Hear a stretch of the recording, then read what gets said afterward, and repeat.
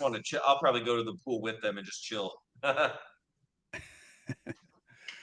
All right. Welcome to the Real Estate Blog Podcast, where we bring on our guests and ask them the hard questions by taking a deep dive into their teams, marketing strategies, systems, and processes, and how they've built a machine that spits out consistent deals month after month.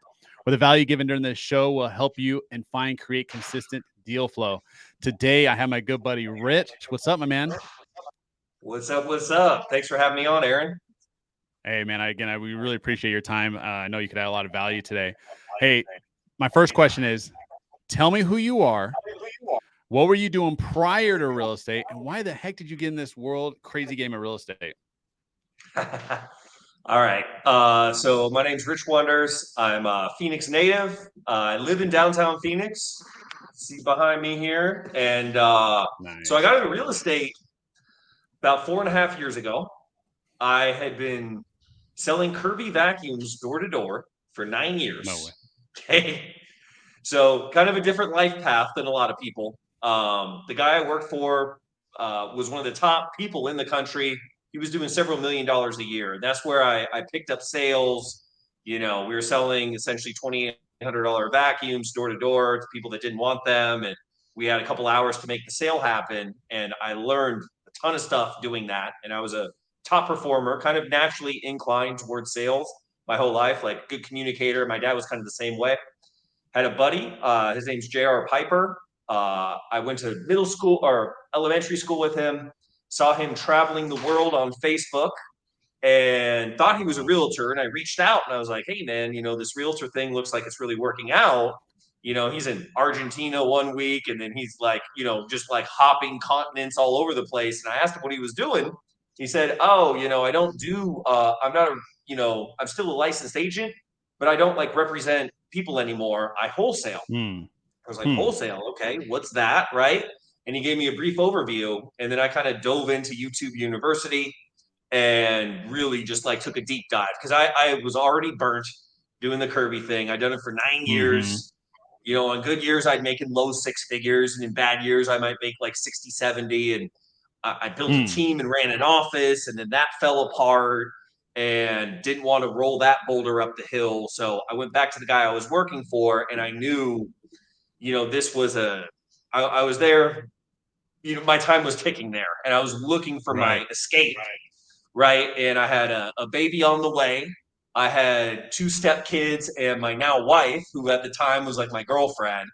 Hmm. And I just knew I needed another vehicle. And I ended up hitting up, I studied that for maybe 6 months, hit up Sean Terry on Instagram, told him who I was and what I was looking to do. And he gave me a shot. And a couple months later, I was running his sales department.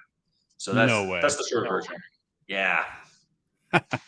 So Well, that's awesome. You had a lot of things that we could dissect. One the funny thing is Kirby. We have one of our dispo reps came from Kirby, and yeah, it's definitely not an easy business as well. But and also with Sean Terry, I mean, like, how long were you with Sean Terry? And I know you were talking with your buddy, who with him being an agent and stuff, and you thought he was an agent going around, traveling the world, and you're probably thinking like, how are you representing clients? Um, exactly. Sorry, I hear a little bit of echo. Oh, sorry. Here, let me. You, I'll turn this down. Yeah, because you're chopping out a little bit too. It might just be some feedback from my computer. I have some oh, no headphones worries. if we need them, but tell me if that's better. I turned you down a little bit. Check. Sound sounds good.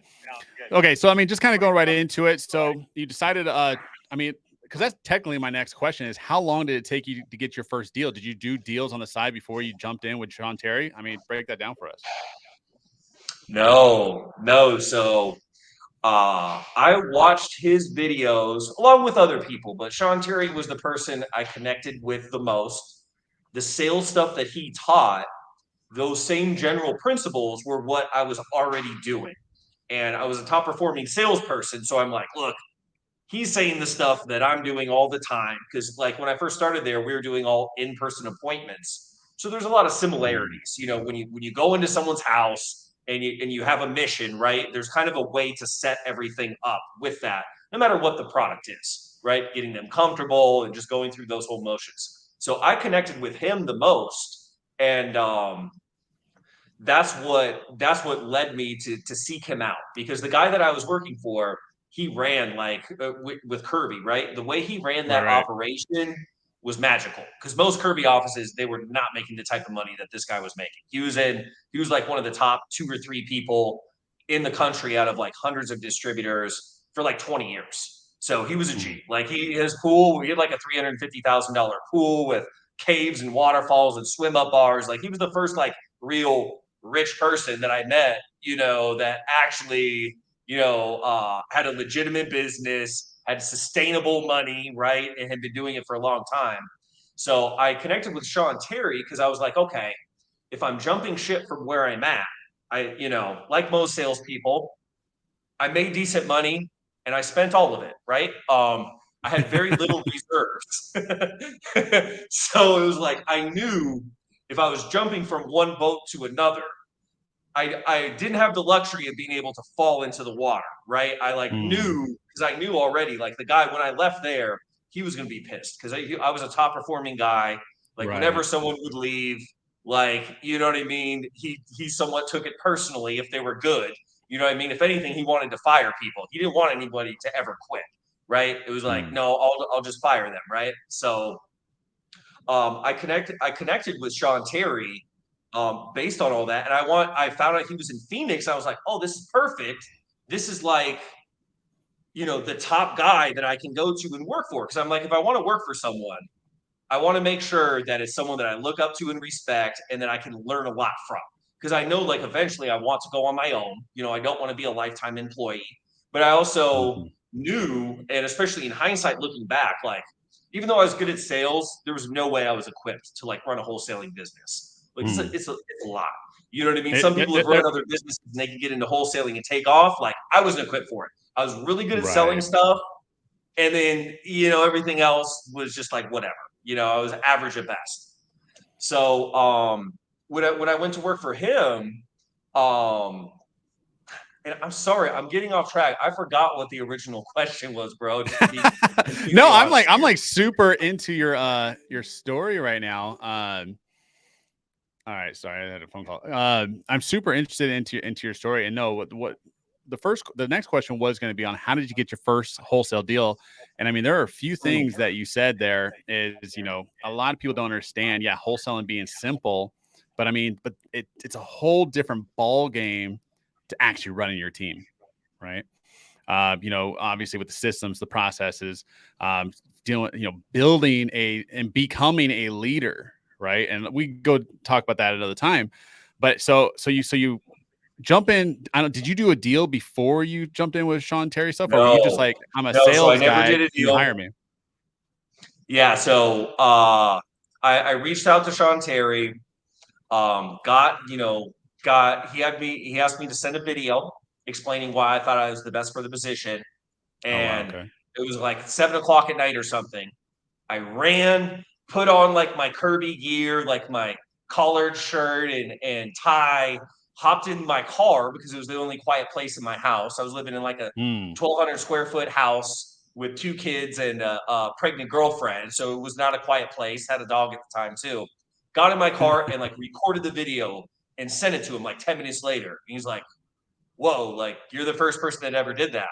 I was like, he's like, that was really quick. I was like, told you I'm ready. Like I'm Yeah. really ready. I've been watching you for a long time. This is what I want. I really feel I can be a huge asset. So I ended up getting an in-person appointment with him. But no, I did not do any deals before I worked for him. I did not make any seller calls. I watched a whole bunch of YouTube Wow. videos, and that was about it.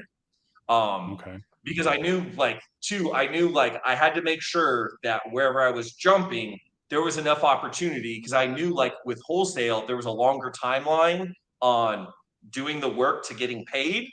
So like I think I had like 3 grand saved up or something when I left, which was essentially enough to like pay rent for 1 month and eat, and maybe put some gas in my car, and that was about it.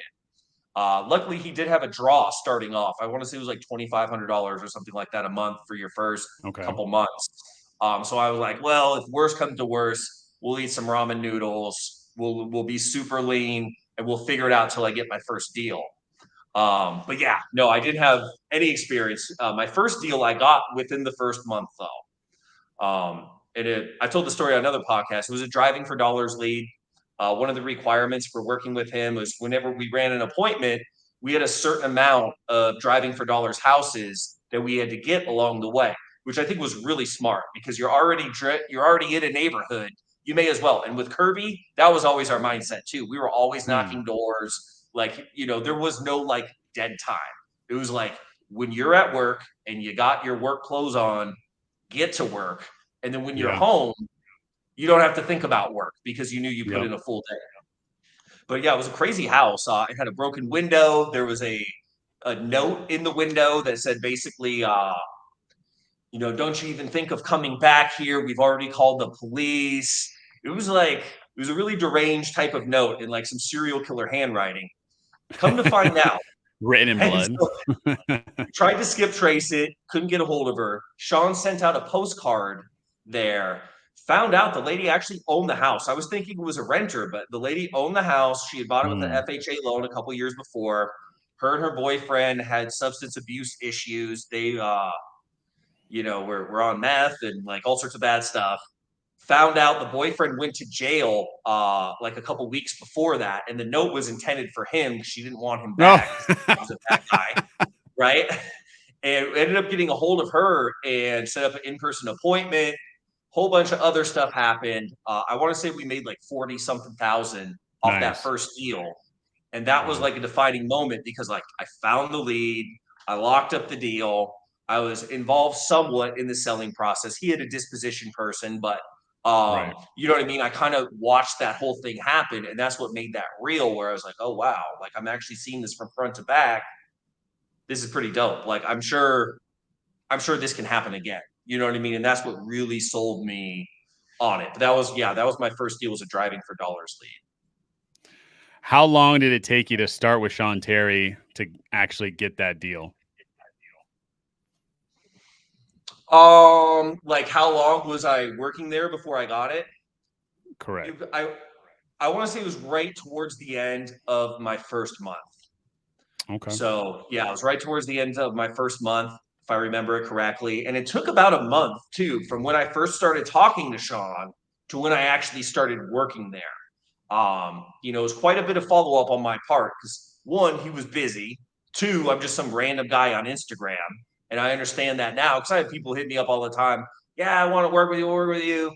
You give them you know what I mean? Is Yep. Yep. they don't really want to work with you. Like they want to be around you, but they don't want to actually like do what it takes, right? So I get why he did what he did, but I was just very persistent. And I eventually got an interview with his office manager there, and then I finally got to meet him in person once I passed that test. And then I started like maybe like a week or two after that. Nice. Um, I got a few things, and I kind of want to jump right into it. Rafael Cortez. He did a podcast with me not too long ago. Were you with him? I mean, was he there when you were there? So he had left working there full time, but he was still like a secondary character. Like he would pop in the office from time to Right. time. Right. He and Sean had some business things going on. So Raphael's a really cool dude, and his office is pretty close to me. Like I've been to his new office, chopped it up with him. Lots of respect for the guy. Like It's he's very kind of a cool. freak. Like his brain works different than a lot of Yep. humans, but that's like his superpower. He's very good with like the organization and the systems and all the things that I kind of suck at, he's really good at, and he's a killer closer on top of that. But yeah, they called him Yeah. what was it, the $1 million man, because like he had $1 million in revenue like every year that he worked for Sean Terry. So yeah, Raphael's a G. Incredible. I definitely got respect for him. Yeah. If you haven't listened to Raphael's podcast here at the Real Estate Block, you got to go check it out. Um, okay. Definitely. So wait, what year was this? Was this last year, 2 years ago, 3 years ago? I mean, when was this when you were working with Sean? So I started working for Sean on January 28th, 2019. Okay. So it's been about 4.5 years now. Okay. So before I get to my I just want to dig deep in this because a lot of people, like you just said it, so many people reach out to guys like me and you, and they want to work for somebody that is doing consistent deal flow. And that being said, too, when you do hire that person, it's like, how long am I going to get a deal when I work for somebody else? Now, obviously, that's give or take on how the systems are processed and marketing is all and training's there, but what were you doing for that first month? You said you got the deal, or I don't know, did you get the contract at the end of the month? And what were you doing before you're at, like, what did Sean have you do there prior you got that contract? So I had access to like all of his paid training courses, right? So I was studying those like crazy in my off time. Like literally, I was completely immersed myself in wholesale. Like I told my lady, I was like, look, I need to figure this out, and this is super complicated. So like for the next like several months, like There you go. all my time's going to be dedicated to this because otherwise we're screwed. You know what I mean? I'm Right, like, if I right. don't figure this out and this doesn't work, because my old boss already told me when I left, he said, and I'm cool with him now. So this isn't a slight on him. He felt how he felt, right? But he's like, you're gonna fail. He's like, don't even bother Hmm. coming back here. He's like, I will never hire you. The real world is gonna spit you up and chew you out. You've had it so good here. I've babied you. I've made sure you got all the leads and everything. You know, Wow. you're gonna, basically just told me like, eat crap, and I hope you fail, and you're going to fail, right? So I knew that bridge. My pride would never let me go back and work for him, no matter what, because I already did that once when my Kirby office failed. I had to go Okay. crawling back in, begging for my job back, and I knew that was not my life path. So I told my Right. wife, I was like, my now wife, I was like, look, I have to put all my time and energy into this to figure this out, because otherwise, like, I don't know what we're gonna do. You know what I mean? So I immersed myself in that. I literally like heard Sean Terry's voice like in my sleep. Like I watched so many of his videos so many times over and over and over, just on repeat, right? And so during the day, we had to cold call for 2 hours during the day. So I would cold call for 2 hours. We had leads, we had lead flow. And I also, there was a guy that was my trainer that I also followed around on his in-person appointments. But Hmm. so I was doing a mix between cold calling, calling leads. Basically, I would take like the follow-ups and the less hot leads, the less desirable leads that the other guys didn't want would get pushed to me. I would call them and practice my craft and try to tee things up. And then I would go with my trainer guy on his appointments. Hmm. And yeah, and like very soon, I was helping my trainer, right? Because he was like, I was seeing these opportunities because I was so used to being in people's houses, and I was really good at reading them. Just kind of trained hundreds, if not more, people in Kirby. And I'd been in people's houses selling them stuff 6 days a week, 10, 12 hours a day for 9 years. So I have like this Wow. insane backlog of like experience where I spent way too much time doing like this one little portion of the deal, but that like kind of became my superpower too. Was I was really good at like reading people's micro expressions and like the way that they were talking and their word choice and their body language and all that. And I could basically like read into it. And he had this one deal like pretty close in the beginning where like the seller was giving him some resistance and he was ready to leave. And I was like, man, I gotta jump in on this one. Like, I see this opportunity. I started asking some questions and everything. And then, we got in there and we ended up getting the deal and like we left. And he's like, man, how'd you do that? He's like, normally I would be so pissed off if one of the trainees was jumping in like that, but like, dude, what you did was awesome. Like, and eventually, like, you know what I mean? Like, that's how I kind of moved up the ranks there really quick because it was a pretty small, like, wholesaling operation that he had. You know what I mean? Like, there was a Right. couple salespeople, a dispositions person, a couple lead managers, and everything like that.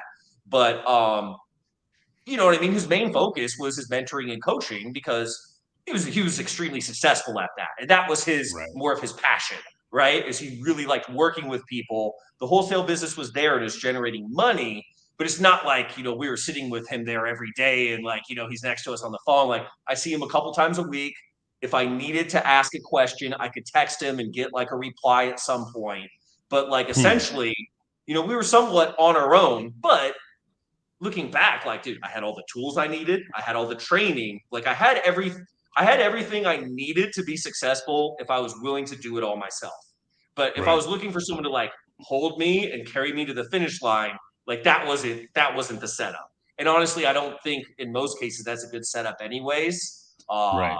You know what I mean? But yeah, that's kind of how it worked out with Sean. And for a year, we did all in-person appointments. And right before COVID hit, we switched to nationwide, completely virtual. And that Okay. was like a total blessing that it ended up working out that way because once COVID hit, in person like was no longer a thing. So we had already kind of gone through some of those growing pains and like it just all lined up perfectly. And then I worked for him for a year doing the nationwide model completely virtual. Incredible. And thank you so much for that insight. Now, I want to jump more into Now, you had this fantastic career with Sean. It sounded like you were with him, what, about a year and a half, 2 years? About 2 years, yeah.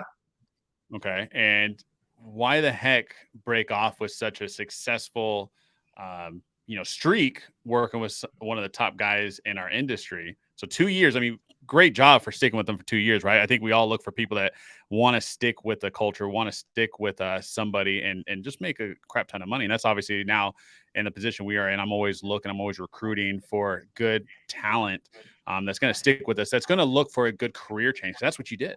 You literally looked at your wife, and I mean, and now people could follow you on Instagram and they could see your success and you locking up deals and crushing it.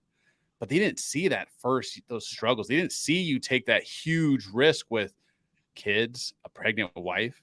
I applaud you. Take off my hat for you. So for 2 years, why the heck did you leave? Okay. So I'll give you the short version. We had some dealings, right, that made some agreements. It ended up not working out, right? Partnership wise. I'll leave that Okay, part completely alone. That's kind for of sure. like the preliminary backstory. The true breaking point was okay, I had an awesome month.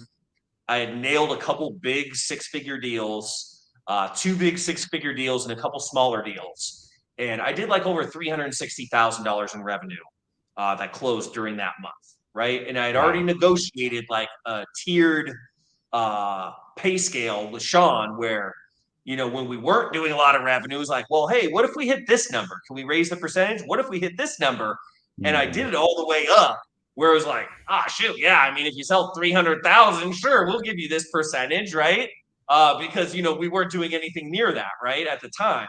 So it ended up working really well. And I've been nailing deals. I had a guy that I just hired and trained. He got his first six-figure deals, like I want to say 130 or $140,000 deal up in Washington, off this little condo that was right by the Microsoft office. So I'm riding high, bam, 360 in revenue. Just trained a guy who watched me for a month. He's hitting six figures, right? So I'm thinking I'm God's gift to wholesale essentially at this point. I've got people coming in watching me close, you know what I mean? Different mentee clients of Sean's and like, I'm really feeling myself. And basically what happened was there's another person that came into the business that essentially was a better fit to be Sean's right hand man. Because that was basically how Hmm. I was positioned. But like, I think at the end of the day, me and Sean are too much alike, where we're both kind of Hmm. alphas, and it's kind of hard to have two kings in one castle, especially when I wasn't the king of that castle either, right? So we got a discrepancy over a hire, right? And it was kind of the new right hand man and Sean versus me. And I'm telling them, Got I'm it. like, look, guys, for real, like, have you seen what my revenue this month? You've seen the last guy I've done that I brought in. You guys are hemming and hawing about this new guy that I'm super excited about. Like, what's the deal? Do you guys not trust me? Is there something else going on? Right. And then there was like some pushback back and forth, right? And then basically, like, I was told, like, look, you're not in charge. We're making the calls, da da da. And then I told them, I was like, look, I'll be honest with you. I'm probably going to just need to take the weekend to think about this. I'm not sure if this is the right fit for me anymore. Because I want Hmm. to say it was like a $49,000 check I had coming in. off my commissions for those deals, which is like more Right. money than I ever had at one time before. In Kirby, if I could make a $3,000 check in a week, that Yep. I'm rich. You know what I mean? And then so I had this big check coming in, and we were not exactly getting along. I told him that, and then so I get back to work, right? And like 30 minutes later, I go to log into the CRM, and it's like invalid request. Oh I was no. like, oh, whoa, what's going on here? I call back Sean. He's like, look, Rich, you're a great guy. We've made some money together. Everything's great. But honestly, if you tell your boss that, you're not sure if you want to work there, I got to let you go. I'm sorry. Da-da-da. I was like, okay, cool. Hey, thanks anyways. Hang up the phone. Tell my trainee who's like sitting right next to me, hey, well, I'm fired. So, yeah, you're going to have to finish out the day on your. He's like, what? You're fired? We just got this deal. Like, look, dude, I'm fired, bro. I don't know what to tell you, right? It was good meeting you. Stay in touch. And my homie, his name's Sean Kleisch. He's actually running his own wholesale business now and has been for a while. And they did over $1 million their first year too. So he's crushing it. Good dude. He came from Right. the car sales industry for service. He was a service guy at like a big car dealership. It's kind of like Kirby, where they run you like soldiers and you learn that work ethic. And it's very structured and very competitive and everything like that. So people that come from those types of industries, wholesale is the vehicle you've been praying for. Where if you take that Hmm. same work ethic and you apply it into this vehicle, you can make millions of dollars. Wow. And I Okay. can argue you'll actually work less than you did selling auto service or selling Kirby vacuums. You're going to have more pressure because you're dealing with bigger amounts of money and you have more to lose or gain on every deal, but you will actually grind usually less. I know, especially now that I've kind of built my stuff up, I work way less hard than I used to in terms of actual effort and grind.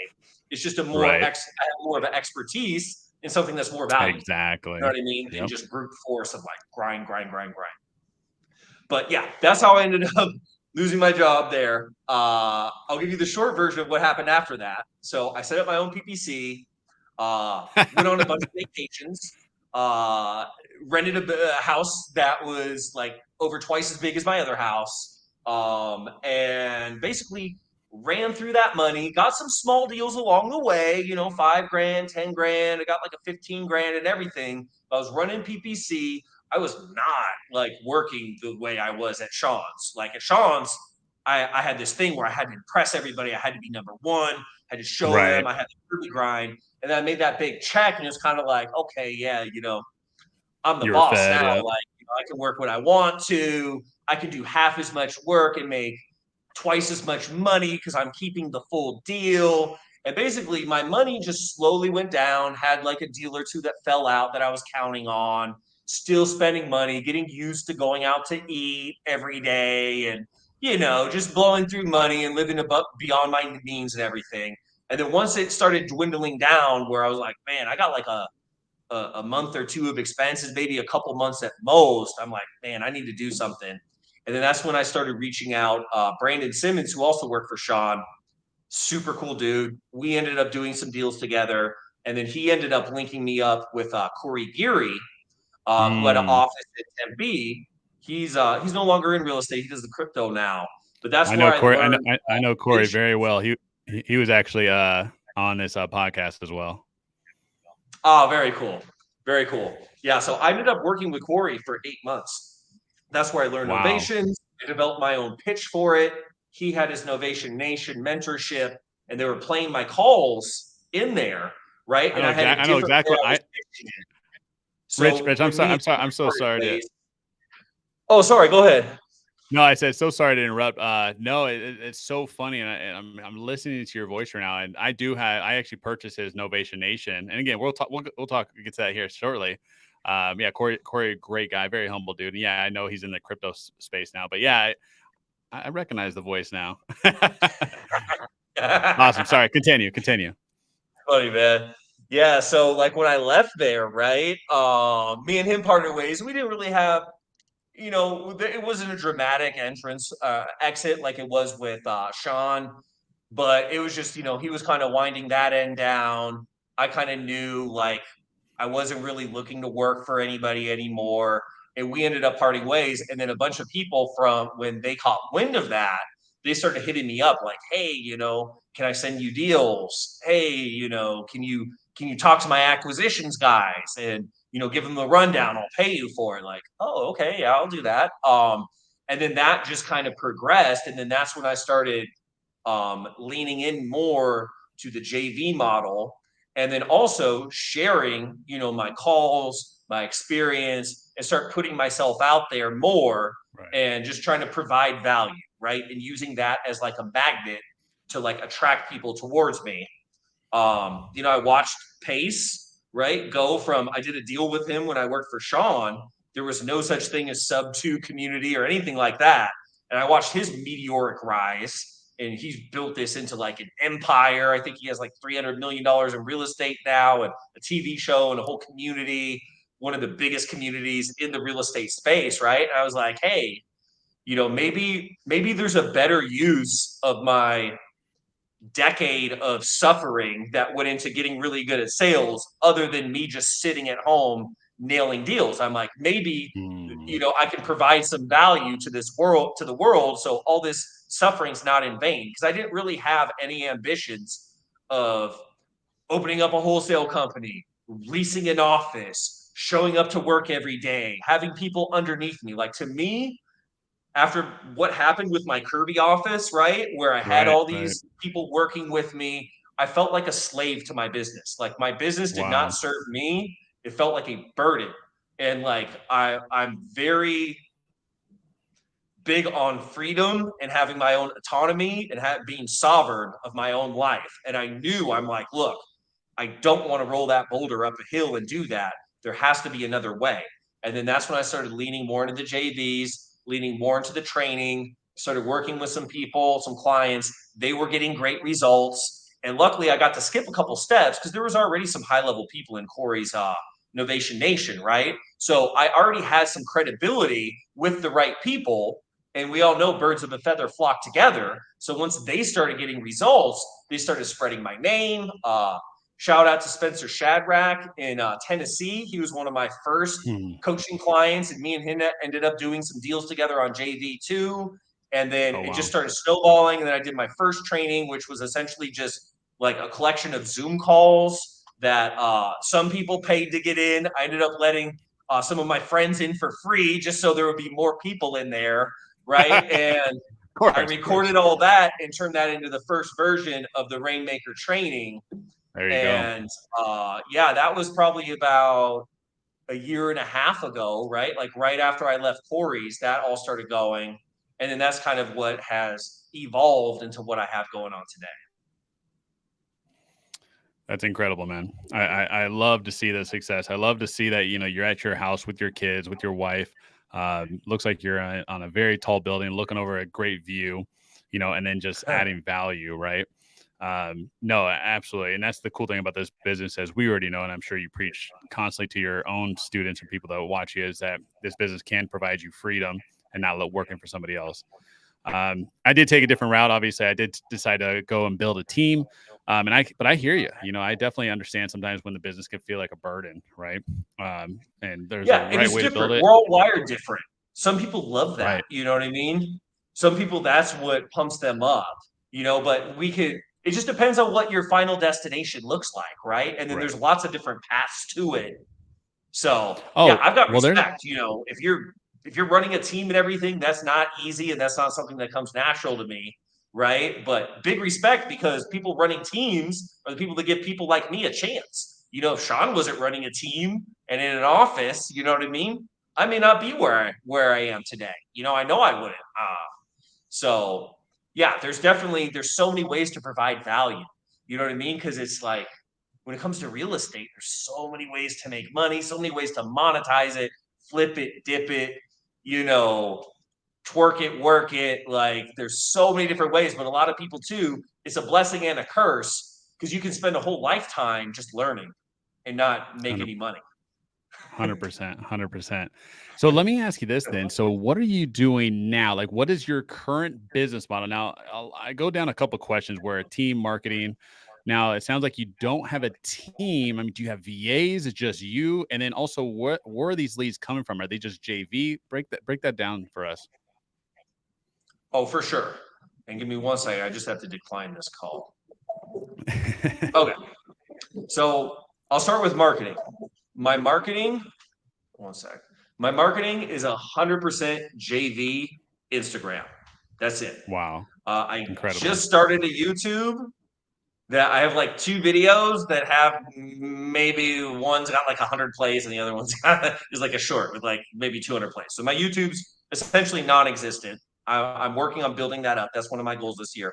Instagram has kind of been my main focus because I just wanted to pick one platform and go deep on it. And Instagram seemed like the one that made the most sense for my brand, my style. Facebook, you can do great on Facebook, but I'm a little bit edgy compared to a lot of the people that do well on Facebook. Facebook kind of seems more like for the established, got, people tend to do better on that. And Instagram's like a little bit different crowd, right? So Okay. I went deep on Instagram. I have 4 closers that are all graduates of my training, and Oh wow. and this is a recent thing. Like within the last month, I brought them on to help me because I was getting more JV submissions than I had bandwidth to deal with.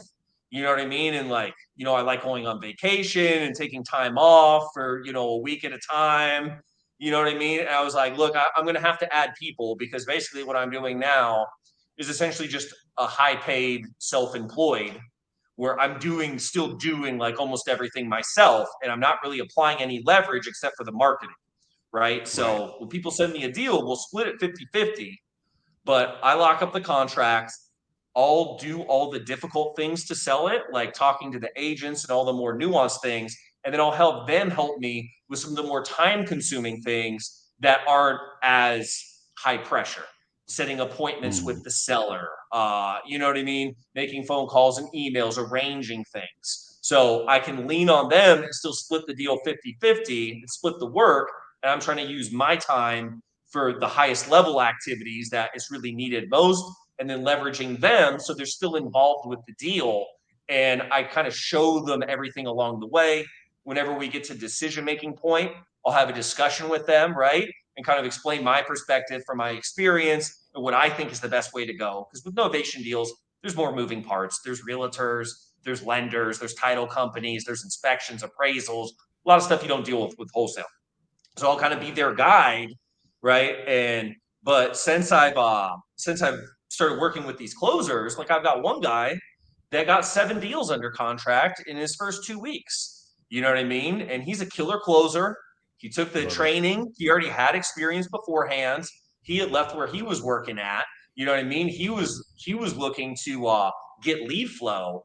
And I'll tell you what, like the JV lead off of Instagram is better than any PPC because all these people they've been talking to the wholesaler sometimes for weeks and sometimes for months. You know what I mean? It's as pre-qualified as it Right. gets, and a lot of them they'll be sent to me where it's either already in the money or it's really close. Because people are reaching out because they don't know how to do the novations. They're like, look, I got this seller. He'll take this discount.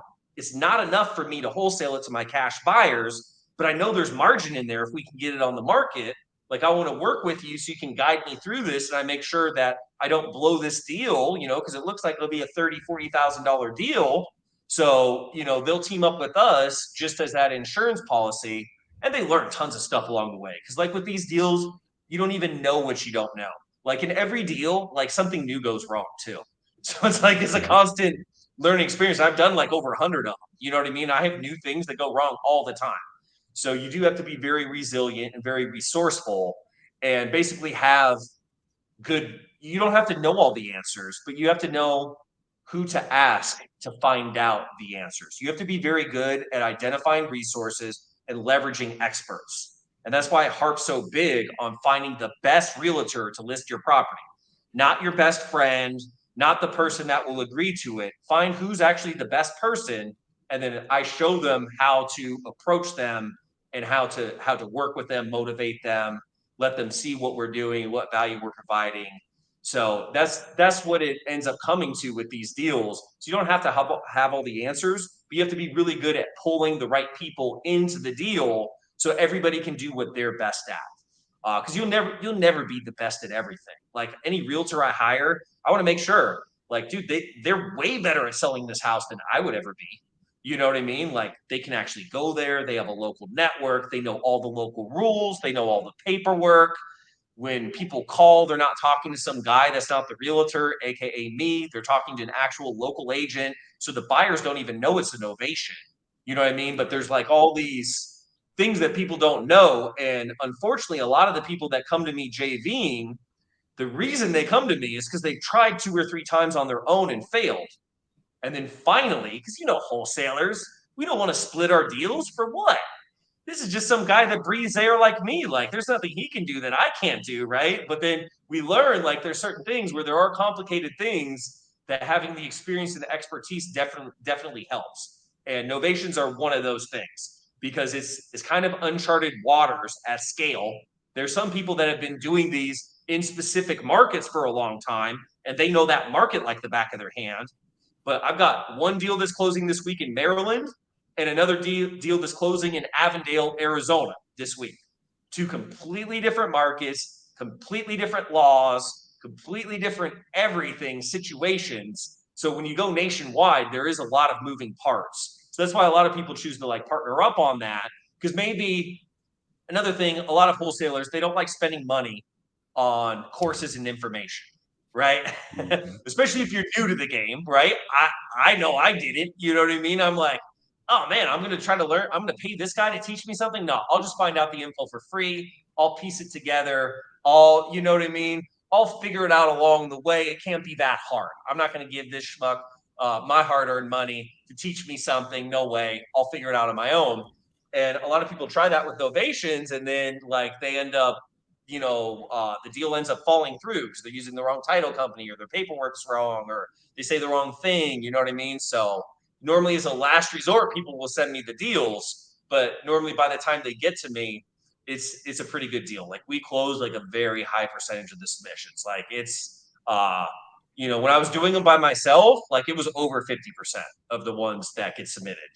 Now we've kind of loosened our criteria some because we just want to bring in the leads. Where now it's just like, look, if they're motivated and they're willing to take a discount, we will look at the deal and talk to them and see if anything's there.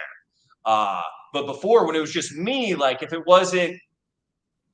I didn't think it was like a higher than 50% chance that I could close it, like a lot of times I would just give them feedback and have them like go back and negotiate and I would pick it up because I was just out of bandwidth. Like if I get Mhm. 20 leads submitted in a day, I can't have 20 conversations. It's just not possible. So I have to pick the best ones and the other ones I kind of have to put off. But that's why I've been trying to expand because it's cool too, because it also provides value to my course members that I select, right? They get free leads on a silver platter. They can do one small part of the transaction and make a check. The JV partner wins because they take a lead that they couldn't monetize on their own. We turn it into a check and we give them hands-on training that normally people spend a lot of money to work with us one-on-one. They're getting that just for giving me their dead lead. So it's a win-win for everybody. So No, that's incredible. I mean, there's just so much value in that. So you're definitely monetizing on the exit strategy of novations. Tell us what a novation is. How are you executing it? Especially, I mean, how are you finding these buyers? How are you finding these agents? And what does the paperwork look like? I mean, give us a quick breakdown on what all that looks like and what is a novation? okay. So novation is a blanket term, kind of like wholesale, right? The word itself means to replace one contract with another. And there's lots of different ways that people teach how to do this, just like with wholesaling, right? You can do agent outreach, you can do direct to seller, you can do on market MLS. There's all these different ways. The way that I teach it and the way that I prefer it is essentially taking a wholesale deal, disclosing to the seller at the right time in the right way that you're going to be selling to a third party and they get promised a net amount. We'll do any work that needs to be done to pass inspection, and then we make a profit from the buyer, right? That's like the most basic breakdown. So basically, we lock up the deal. They sign a purchase agreement that has language in there that we can list it on the MLS, so we can resell to a third party for profit. We have a attorney in fact, which we give to the realtor to let us list it on the market. Since we don't own the property, the attorney, in fact, will allow the agent to work with us. And then there's a novation agreement that basically outlines the seller gets X amount. We agree to pay for closing costs, repairs, everything other than any liens or mortgages, and then anything left over is ours. So, how do we find an agent? I call everybody that has sold a property similar to mine within the last 6 months within a mile or two radius. I want to have a bare minimum of 5 quality conversations with realtors that know that area that have recently sold. And really, I want to talk to as many as possible because some of the questions I ask them are, where do you think we would need to price this to sell it within 30 days or less? And it kind of helps getting multiple opinions and then digging deeper and seeing what their justification is. So you don't have one realtor that really needs a listing that's just telling you what you want to hear. You have some checks and balances, and the more data you get, the more reliable it is. And once you talk to all those realtors, you take all the things that they felt were the most important things for you to know, you put them all in your back pocket, and now you are essentially an expert that has a cross section of what all the other experts think about in this area. Because one thing you don't want to do is go through all this process and find out that you priced it wrong and it's not going to sell. Like, it's a loss for everybody at that point. And like, for us, it sucks because we wasted our time, but really for the seller, they're the ones that are truly harmed when you mess up, right? Because for Yep. us, it's another deal on the board. We've got Yep. 14 going right now. If we lose one, it's Beautiful. not really going to affect like our lifestyle, but for the seller, it's devastating. You know what I mean? So we have like that moral obligation to them to make sure that the deal does work before we get too deep into it. But yeah, we pick the best agent, we hire them, and we lean on them for quite a bit. Like, the agent is a very important strategic partner. That's why I want to make sure they're sharp. They understand the value we're bringing to them. Essentially, I'm calling them out of the blue, saying, "Hey, I've got a property that I want to sell quick. I'll pay you the full commission, and I'm not emotionally attached. And basically, like, you can tell me where you think we need to price it at to sell it in 30 days, and I'm going to listen to you. I'm not unrealistic, pie in the sky. Like, give me accurate numbers, and we can work with it. Like, I'm essentially like an ideal client." And you'd be surprised how many agents like can't see that for what it is. You know what I mean? The really smart ones, they get it. You know what I mean? But a lot of them will deselect themselves. But at the end of the day, it's doing me a favor. Because if they can't see the value in that, like, they're not going to be good at selling my property either. So So, Rich, that's actually a huge gold nugget for myself. So when we do novations, we've been going with like the flat fee services, right? We've tried list with Freedom, broker list. We just transferred everything over to Top Brokerage. So hopefully that actually company does a lot better. Now, what you're telling me, and something I haven't even thought of, and I thought that you weren't able to do this. I think it's fantastic. So I want to go a little deeper here. You're going direct to the agent. So you don't use these other companies. You're finding an agent that you could collaborate with.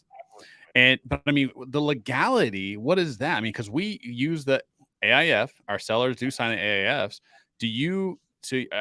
They're able to list that for you if you give, because you're able to sign off on everything. I mean, what does that look like? yeah, so I learned this the hard way because I used to use all flat fee listings too. That's the way Corey taught me, right?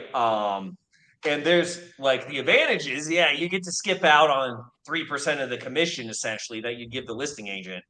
But there's so many disadvantages to doing that. I'll name just a few real Agree. quick. I Okay, agree. one, when your buyer's agent calls in, they get a flat fee broker. So immediately there's a red flag, right? Where they're not treating this like a normal deal. Now they're suspicious. Their antennas are up. So they call the flat fee broker. If they're lucky, a VA will pick up, or a secretary. If Or we're if not, lucky. they'll get a recording, right? So there's a new point of friction. One, they recognize as a flat fee broker. Two, they don't get a real person. Okay, so they either leave a message, or they leave a message with the person or a voicemail, and then they got to call you and connect you to them. There's just so many places where it can fall apart. And that's just the beginning. That's just the very first step. Then, okay, now Exactly. the agents are calling you. Who are you? Oh, well, you see, I'm a funny story. I got a novation deal going, and the agents, anything that's not par for course, standard operating procedures, 95% of their heads will just completely explode. And they'll think it's a scam. What is this? Da, da, da.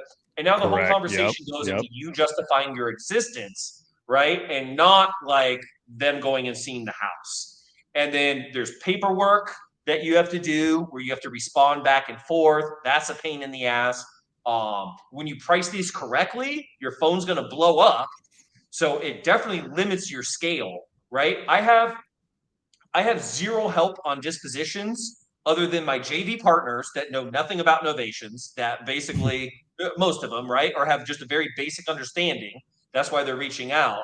They're just scheduling stuff with the seller, and my agent is taking all those calls, right? So it's Mm. perfect. They have a dedicated local person that can walk through the property. When the buyer's agents call on my property, they have no idea I exist. They don't know it's an novation. It's another retail house on the market with an agent that they're probably familiar with, because I only pick badasses. I only work with superstars. I'm not looking for Joe Schmo from Idaho that's done like 3 deals. You know what I mean? I'm always picking the sharpest people. So yeah, they can do walkthroughs. They can give me very valuable advice when it comes to inspections and concessions on like what that looks like in that particular market. Because I've also lost deals where they ask for something, I tell them to kick rocks, the deal falls through, and then I get paid zero because I was trying to make an extra 5 grand or not give that up. And then I've had other times where I'm like, okay, no, let's just give it to him because I don't want to lose a deal like last time. And the agent will be like, oh no, you don't have to give them this. Like they're shooting in the dark, like hoping, like they're getting greedy on this. Like you don't have to give them this. So the agent will give you valuable advice. It'll eliminate friction and suspicion, and it allows you to scale. Like I could never do 14 deals with me taking all the calls or me having someone else take the calls. I would need a bunch of. I would essentially need 14 people to do it right. You know what I mean? If my phone's really Yeah. ringing off the hook, right? And that's why, like when I have the agents, then I can just check in with the agents. They'll text me when they need a decision from me. I set the standard really strong up front on what our dynamic looks like. Of like, look, I'm going to be super easy to work with. Just be frank with me on everything. Stay in communication with me. I'm not going to give you any headaches or any hassle. There's probably going to be some things that go wrong at some point, but that's okay. Like we'll deal with it. You know what I mean? And it just allows you to scale, and it's For sure. delegating such an important task to the most qualified person. Because think about it, an agent, like right now, like I've got a deal in Cleburne, Texas. The agent I picked, he's been doing deals there for 20 years. You know what I mean? Hmm. He knows that market. He knows what the buyers are like. He knows all the agents. He has inside knowledge that even someone like me, who I consider a great salesperson, I can't talk that talk with the agents and everything. Or if I hire a dispo person, like they're probably not going to be even as good as me. You know what I mean? So it's not, so it's such a hack to be able to take someone that this is their career path and just inject them into your deal, and you only have to pay them 3% once the deal closes. It's such a benefit.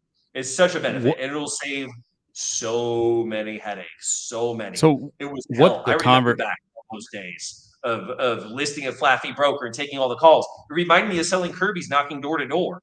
It was like I was like a chicken with my head cut off. You know what I mean? That's only with 2 or 3 deals. Like it becomes overwhelming, and then you don't know the legalities. And then the buyer's agents, a lot of them are Karens, where oh, this paperwork's wrong, or they know you don't know what you're doing the same way a real agent does, and then they use that to their advantage, right? To pick you apart, to belittle you, to like make it seem like you don't know what you're doing, or you're a scam, or oh my gosh, how do you not know this? Yeah, and here we have to do the downspout test. You didn't know that. Da, da, da, da. Like all these just random things. So it's a big hack, and it insulates you from a lot of the BS. The agent is your shield for all that. So yeah, it's Rich. a game changer. The only time I would hire a flat fee broker would be a vacant property that's cash as is, that I already have buyers in the area, or I can do. But honestly, like if I can't sell it off market, I'm almost always going to get an agent to sell it on market for me,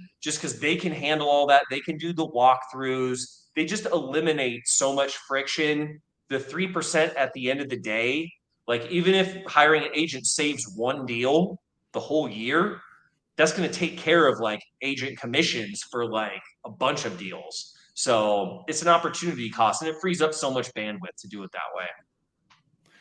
Rich, what does that conversation look like with an agent when you call them and you say, "Hey, I want you to list my property, but I'm not the owner. I'm not the seller." What does that conversation look like? Well, to find the answer to that question and many more, all you have to do is go to novationking.com, sign up for the Rainmaker course. No, I'm just playing. I'll give I'll give you guys a nugget right here, Oh, right? This is the key to working with the agents. First off, you want the opening of the conversation to be all about the agent qualifying themselves to you. You do not want to make it an interview of you justifying yourself to them. Remember, we're the ones with the value. We've got a property to list. Agents right now, I don't know if anybody's noticed, there's a lot less properties being bought and sold compared to like the last 2 years, right? And a lot of agents, especially the novice ones, like have already exited the business. You know what I mean? Like a lot of agents are doing other things now because it's very difficult, right? The easy sales aren't there. It's kind of like with wholesalers, right? When the tide goes back out, everybody or back in whatever it is, you see who wasn't wearing swim trunks. You know what I mean? Who the market was propping up and who's actually like about this life and really like able to survive and keep doing deals.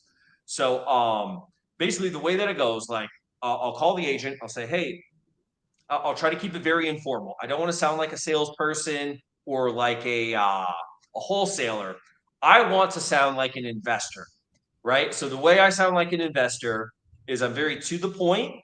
I'm very direct, and I'm very kind of unemotional, but there's a little bit of an edge of like, okay, this guy knows what he's doing somewhat, right? So it'll be something like this.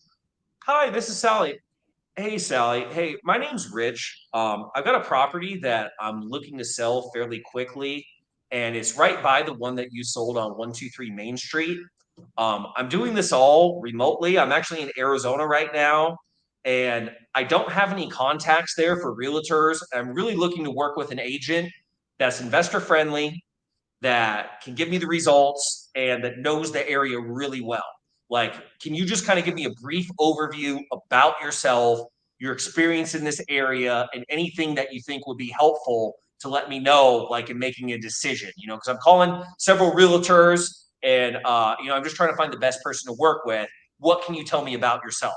So I immediately put the focus on them to get them to start justifying themselves to me, rather than them asking me a bunch of questions and then me spending the whole time explaining myself. And I don't even know if they're any good or not.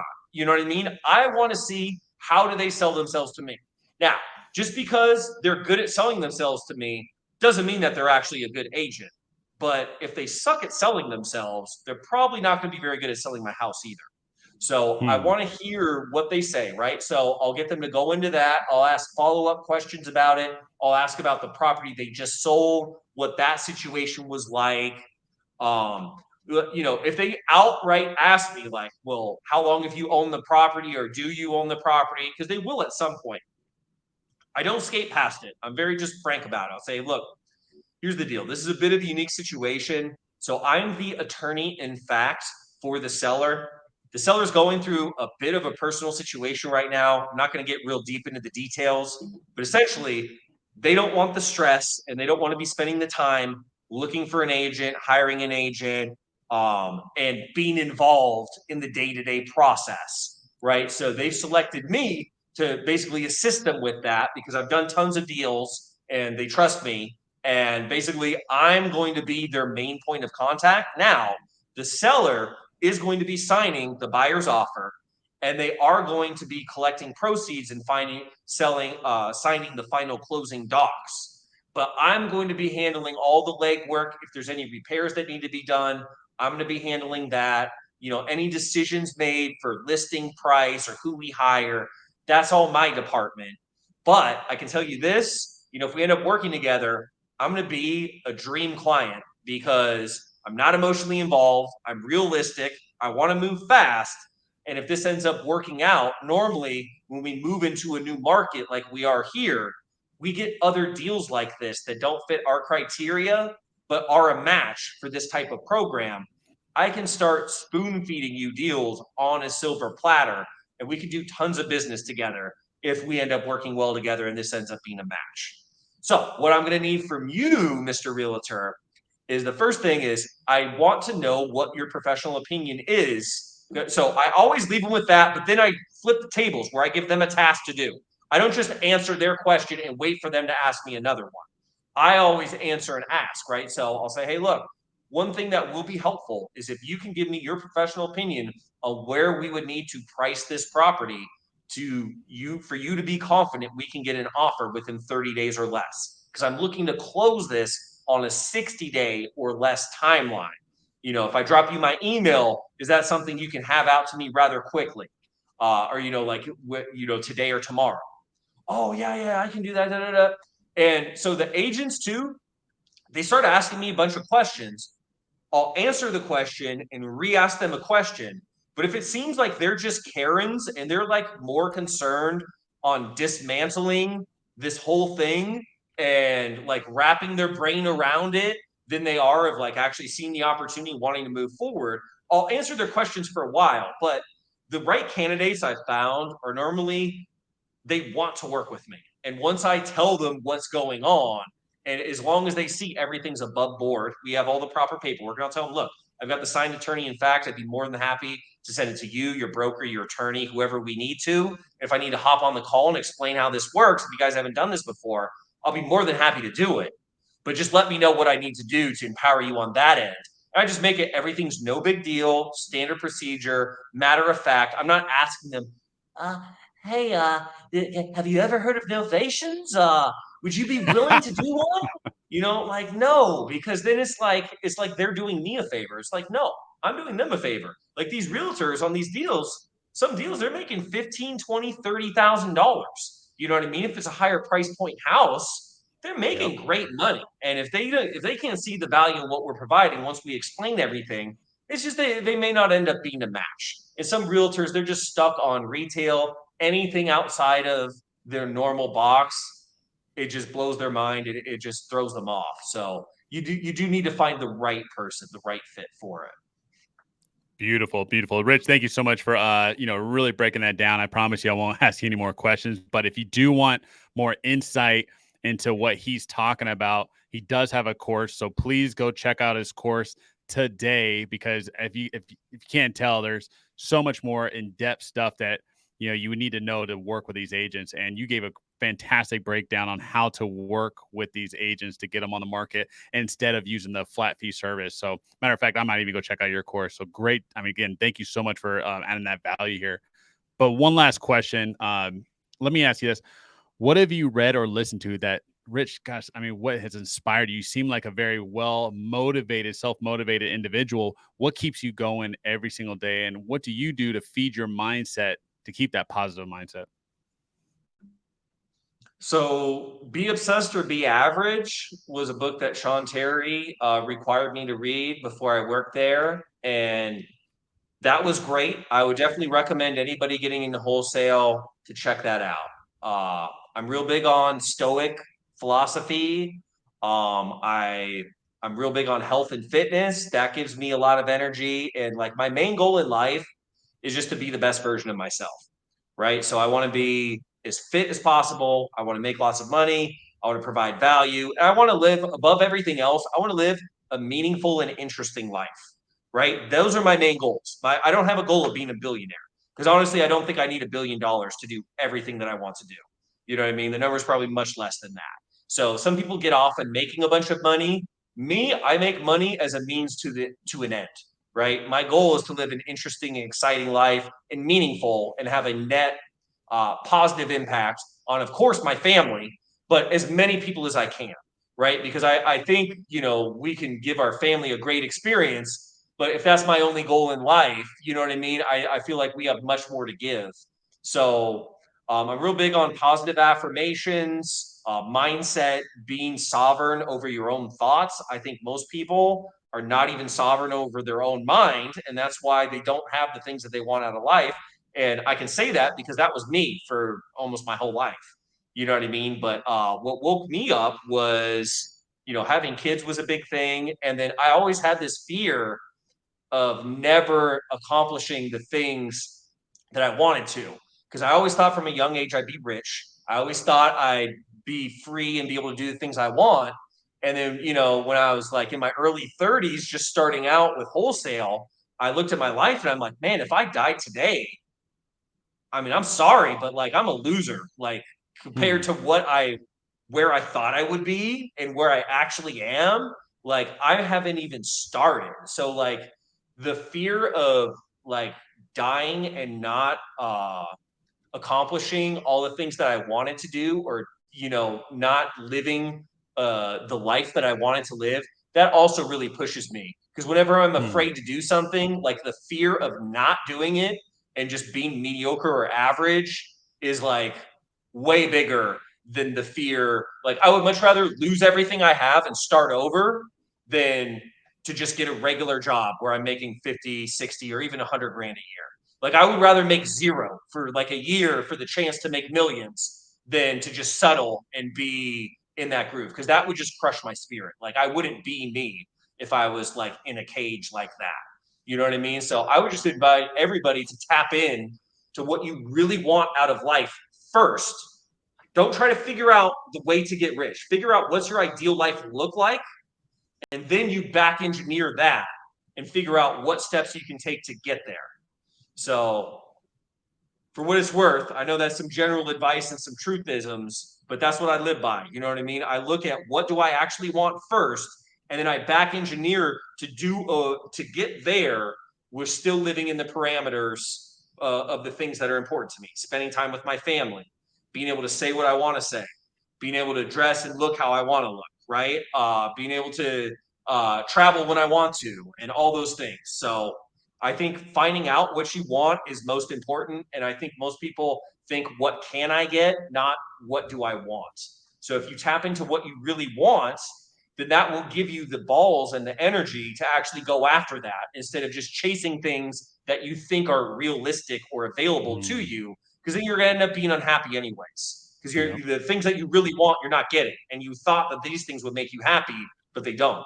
So yeah, living with intention and freedom and making a net positive impact on the world, that for me is what makes me feel happy, what makes me feel good. That's awesome, brother. Rich, you did not hold back. Where can we find you on social media? Yeah, my main place to catch the live calls. I post clips of calls. I post tons of free content. It's Instagram. It's at Novation King. You can see the boop right there. So Instagram.com/ Novation King. My full name's Rich Wonders. You can find me on Facebook there, but I'm not super active. NovationKing.com is how you can tap in with the Rainmaker course and community. So we have 240 people in the course right now. We've got 191 in the community as of today.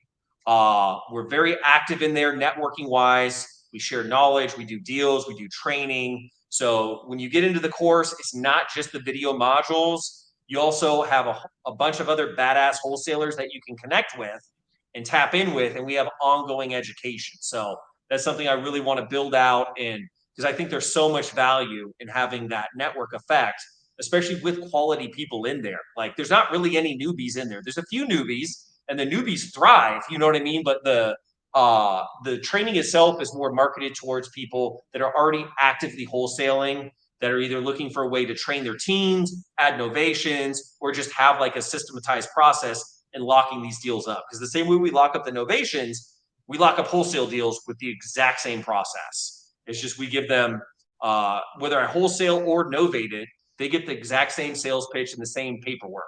So even if I'm going to sell it off market, I give them all my novation stuff and I let them know we're selling to a third party. So it just makes it much easier. It's more transparent. So yeah, novationking.com, Instagram, Novation King. Awesome. Thanks, Rich. Hey, we'll see you next time here at the Real Estate Block Podcast. Thank you, Eric.